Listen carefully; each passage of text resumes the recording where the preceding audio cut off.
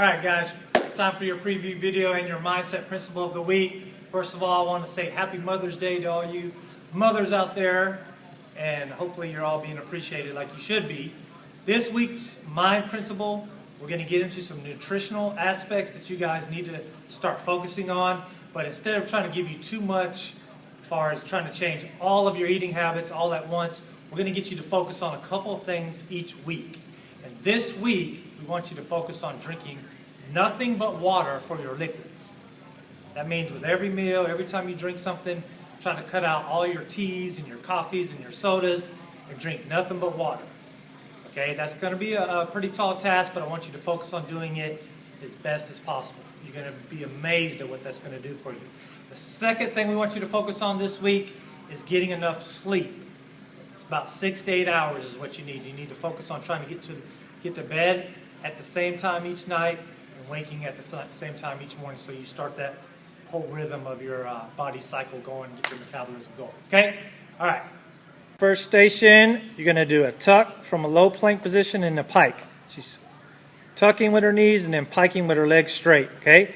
You can do this from a low plank, which is on your forearms, or you can come up to a high plank, which is from a push-up position, and do the same movement. Okay, low plank, you're going to work your core more, and when you're at the high plank, you're going to feel it in your chest and shoulders more. So you can switch it up a little bit whenever you need to.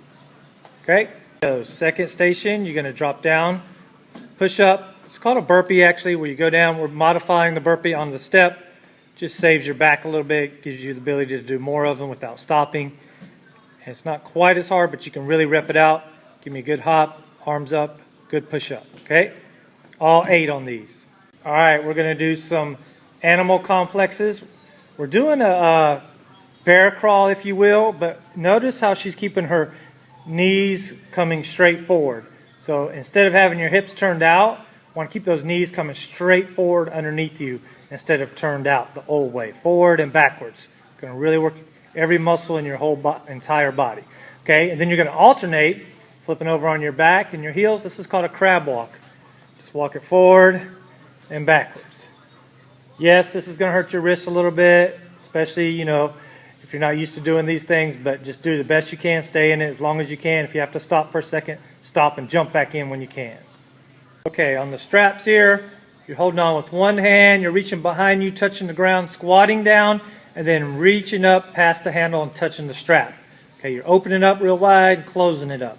Okay, really kind of repping these out with some speed, working that core, working those legs, getting a little bit of an arm in there too. And then obviously each round you're going to switch sides, reach back but squat down at the same time, pushing through the heels and reaching past the handles. All right guys, we got the wall balls back.